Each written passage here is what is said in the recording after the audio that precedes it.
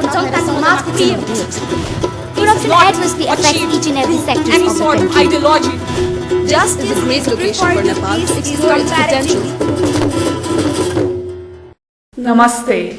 Welcome to Nepal's Top 7 Debaters 2014, produced by Leadership Academy. This is the final round in the Category 2 of Grade 7, 8 and 9 English Language.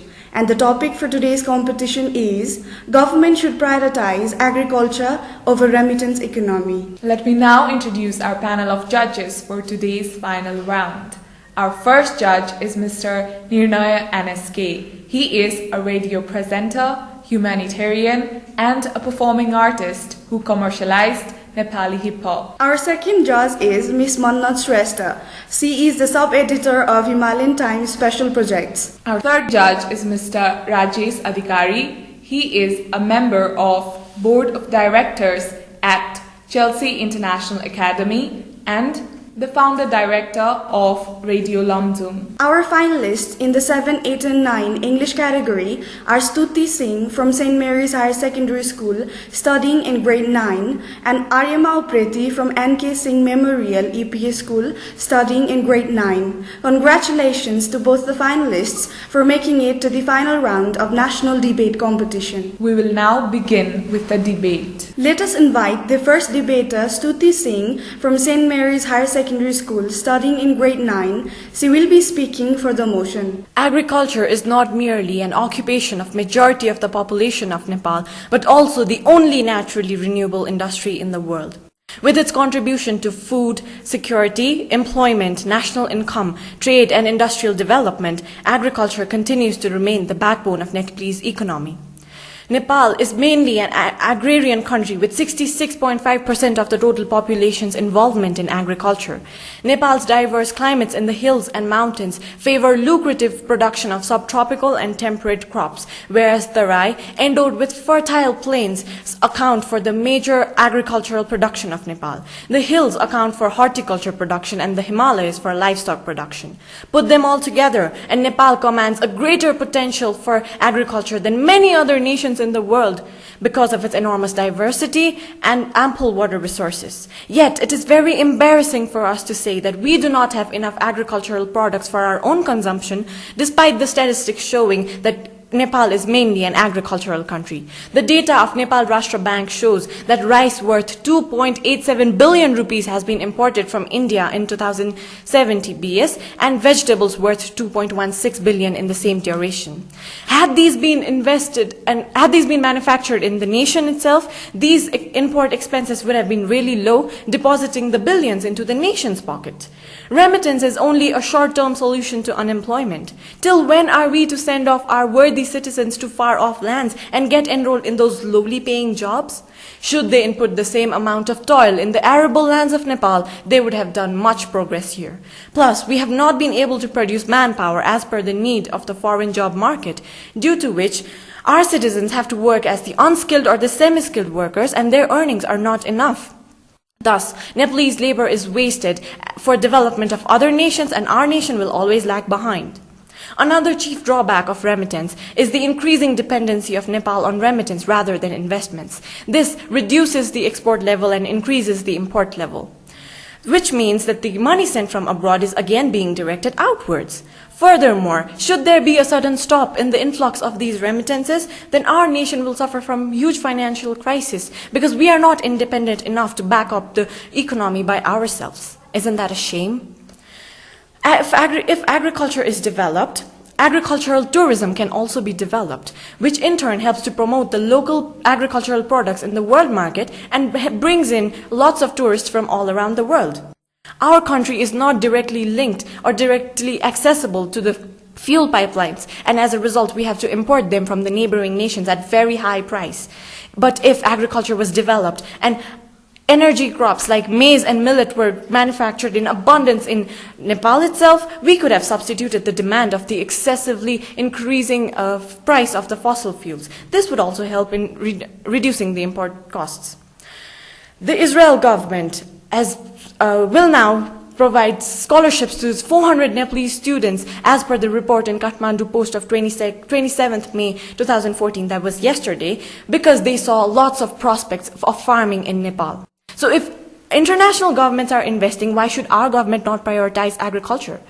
Commercial tea farming in Ilam, coffee production in Gulmi, or ostrich farming in Nawalparasi, etc., has already provided huge revenue for the country. 60% of the total coffee production is being exported to foreign nations. That is 418 metric tons. In 2012, Nepal exported coffee worth 50 billion rupees to Japan, and this has helped a lot for the development of our nations. These facts prove that agricultural growth can help to sustainably progress for the development of nation, and thus government should prioritize agriculture over remittance economy. Thank you. To present her views against the motion, we have Aryama Upreti of NK Singh Memorial EPS School studying in grade 9. Let me begin with the principle of priority, which states that you must know the differences between what is urgent and what is important, and you must do what is important first. Said by Stephen Pressfield. Here, what I'm saying is prioritizing remittance is important because the capital brought from remittance can be used as an investment for agriculture and other sectors for long-term economic growth of Nepal. Preparing this debate not to be vague, I have concentrated my whole arguments on prioritizing remittance economy and how it can later be used in modernizing agriculture. I have not focused on other benefits of remittance. First argument. Agriculture today is just focused on household production, and it has not been able to eliminate poverty and help to grow economy. Referring to the discussion paper of Samriddhi about commercialization of agriculture in Nepal states that Nepal is associated with low-level economic growth and has been characterized as a country of large portions of rural population, high poverty rate, and subsistent agriculture. Over various levels, all these factors are interconnected. About 80% of the country's population live in rural areas, and agriculture is their primary livelihood, in which rural poverty rate is 35% and urban is 10% as per the report of NARC. And this higher poverty rate in rural exists because the major means of livelihood in this area is agriculture. Now, my dear friend, you have been keep on saying that large portions of population is into agriculture. But let me make you clear, the large portion only grow for home consumption, and the crops they grow are not even self-sufficient for themselves. Especially in mountain areas, those agriculture production meets food requirement for 3 to 8 months per year as per the report of NARC. Therefore, agriculture, which employs 2/3 of the country's labor force, has not been able to eliminate poverty and help to grow economy. Now, is it worth of advocating for prioritizing agriculture in this current scenario, or we have to have the long-term plans for boosting up this sector? Let me answer you. With the huge percentage of population living under poverty and social deprivation, poverty alleviation is the biggest long-term challenge for government. To meet this challenge, Nepal has to focus on achieving higher level of economic growth. The same discussion paper of Samriddhi states that currently the economy is largely remittance driven. Linking with my first argument, my second logic is that remittance income should be used as investment for modernizing and commercializing agriculture, which will give impact on economy on both micro and macro level. My friend, a person with good leadership to run the nation needs to have good vision. You just need to open your eyes. I see the big picture of agricultural sector in Nepal when there will be capital investment in this sector.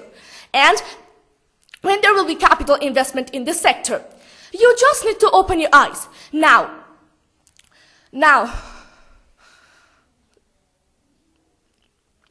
linking with my first argument, my second logic is that, by saying this much, I would like to conclude my debate. Thank you. My opponent said that remittance can be used for investments in agriculture and other sectors. May I start again? My opponent said that remittance can be used for investments in various other sectors and agriculture as well. But have we seen any industry springing up with the sole investment of remittance? When all the able manpower is snatched away by remittance to foreign nations, who is going to invest? And moreover, 79% of the remittance is spent majorly in the household activities, but as per the National Migration Survey 2013. And it's not just even household expenses. Majority of the rural families spend it for alcohol consumption and tobacco consumption, and less than 2% for education or other important services. So what investments are being made by the remittances? Thank you. Let me focus again. Nepali agriculture has been suffering from years of underinvestment. Government investment in this sector has declined from 3.7% 10 years ago to 2.7% at present. Less than 0.4% of agriculture GDP has invested in research, and internationally it has been recommended to invest 1%. Bangladesh and India have allocated 6.2 and 6% of their total budget to this sector. In Nepal, significant amount of investment is needed for increasing productivity, developing rural roads, and adopting modern technologies. So my dear friend, realize the word priority and understand that it is just a matter of time to focus. So by saying this much, I would like to conclude. Thank you. Okay, I'll start with Stuti. Stuti, your content was okay. You could have been better with your content. You had arguments, but it could have been better. Okay. Now you were confident enough, but you should be slow and clear, Don't try to speak fast. Alright, that makes your presentation good. It looks good. Okay, you had facts, but whenever you put facts, it should match with the arguments. Okay, you could do better. Overall, it was very good. Arema, you were confused at the end. Okay, but your content was okay, and when you present, your diction should match with your body language. Okay, whenever you say something, your body language and your voice should match the thing. And same thing. Whenever you have arguments and facts, they should match each other. And you are asked for the second round, both of you. Okay, the second round was to counter the previous presentation. So you should better try on that. Good luck. I'm going to start with Stuti. Stuti, I think your content was good. It was really good. However, you lagged in the argument part. And to somewhat extent, I think you lagged on this. You were not spontaneous enough. For Aryama, I would say you were very spontaneous, your argument was good, but again, you have to slow down a little. You can't really go really fast. Like both of them said, both of you were good, but both of you need to slow down.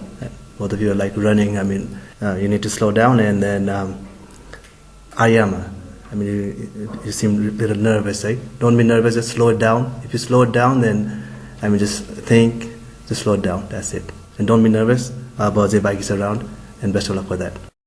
We will now begin with the rebuttal round. Labor agreement has not been signed, even with Gulf countries where majority of the Nepalese workers go. And the host countries do not have any responsibilities or mechanisms to look into the grievances of the Nepali migrants. And the consequences are right in front of us. We hear about coffins that arrive at Kathmandu airport every day, consisting the bodies of these Nepalese workers. In 2013, Nepalese government says that 173 Nepalese died in Qatar of accidents, mostly in the stadium that was being built for the World Cup Finals 2022. And besides, such a parasitic dependence on other nations for the nation's economy by staking the lives of the citizens is not a matter to be proud of, is it? The argument was that economy is driven by remittance. No, as per the Wikipedia records, the remittance contributes only 24.7% of the total GDP in Nepal, whereas agriculture contributes 40%. Remittance can never overpower the contribution of agriculture in Nepal. Another argument was that agriculture is suffering from heavy underinvestment. Not anymore. As per the report in Republica of 29th April 2014, government has plans to mechanize and prioritize agriculture so that there can be increase in the productivity of crops. Thank you. My dear friend, you have been keep on saying that priority should be given to agriculture. We have been giving that for more than 50 years. While preparing this debate, my father, who is 56 years, told me that he has been hearing agriculture is government priority since he was teen.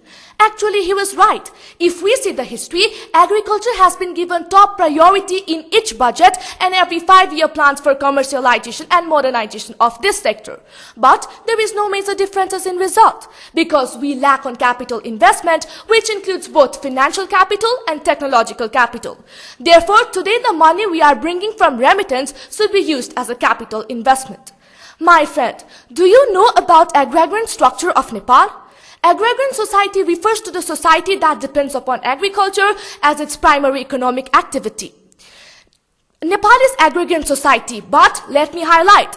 Because of this, poverty of rural is 3 times than urban, which I have stated above. Do you know why? Because the agrarian society needs to be reformed, modernized, and commercialized. We are following traditional practices, so only prioritizing agriculture, we cannot achieve anything. Machines are not used for harvesting seeds and scattering crops. Male cows and buffaloes are used for ploughing fields, and most important, seeds are rarely used. Therefore, massive reform is need to be in agrarian society, which helps to commercialize agriculture. So, remittance, government should prioritize agriculture remittance. Thank you. Remittance encourages more migration of labor. Remittance encourages more migration of labor because the family members receiving remittance think that they would be better off moving to a developed nation rather than staying back at their home country. This on the long run has created a lot of brain drain, which is the major reason why we are lacking behind in the agricultural sector. And what is the thing for this? It is because of the craving for the remittance. Nowadays in the fields, it is only the elderly or the children that we see working in the fields. It is not the youths. So when they are driven by remittance, then how are we expecting to develop in agriculture? My dear friend, do you think agricultural sector is able to create employment? No, obviously not. Huge unemployment problems still exist in Nepal. At the same time, we can see that the number of people engaged in agriculture have been reduced. In 1991, it used to be 81%, but now it has been reduced to 65%. Why? Because the people engaged in agriculture remains in poverty. And for youth, there are no amples of opportunity as we do not focus more on commercial production. I have been keep on saying that remittance income is short-term income, but it is the income of great value today where we lack capital investment. Remittance income is just a ladder for our country for stable economic growth. Thank you. Stuti had some better arguments in the second round, okay, and you had some facts. So your language and expression was okay, but you seem confused while concluding, And again, in the second round also, you're not seen countering your opponent with their facts. Aryama, you also had some arguments and facts in your content. Your language and expression was good, okay, but you always seem confused at the end. The way you conclude was very much confused, okay, and you also forgot to counter your opponent's point in the fourth round. But overall, you had put in a lot of effort, okay, it was good. Thank you. Stuti, your presentation was very good. I like the way you talk and presented yourself and expressed. Very calm, very gentle, very good. However, when you were giving examples and when you had to reveal your source, I think you lacked somewhere over there on that part. Aryama, I think you did a good job with the counterpart, but still there was something lacking over there. And you need to be a little more calm and subtle. Thank you. All right, both of you are good again. Right? And Stuti, I think you missed out a lot of points that you could have hit on her, but then you missed out a lot of stuff. And then Aryama, you still need to slow down, right? You're just going too fast. That's making you very nervous. I don't know what it is, but you need to slow down a little bit. But both of you were very good, and best of luck. Both of you are, coming to this point, you're already a winner. So best of luck. While the judges are finalizing their marks, I request the finalists to come up on stage. Okay, we now have the results, overall results. Okay, before I announce the results, both of you were good, equally good. There was some margin that made the difference. Okay, so in the coming days you can work out on where you were missing, and both of you can make a good debater. Okay, all the best for that. Now in the second place with 206 points we have Stuti Singh, and in the first place with overall 215 points we have Arema. Congratulations Arema, and well done Stuti. May I request our judge, Mr. NIRNAYA NSK, to please come up on the stage to hand over the winner certificate and the gift voucher of School Representative Media Training to our winner, Arima Upreti. May I request our judge, Ms. MANNAT SHRESTHA, to please come up on the stage to hand over the winner certificate and gift voucher. If you are a student studying between grade 7 and bachelor's level, you can apply for Nepal's top 7 debaters and Nepal's top 7 young poets. The application submissions are open now. We invite you to participate in the alternative education programs run by Leadership Academy. You can call our office at 980-203-2195 or email us at leadershipacademyktm@gmail.com. We will be back next week. Namaste.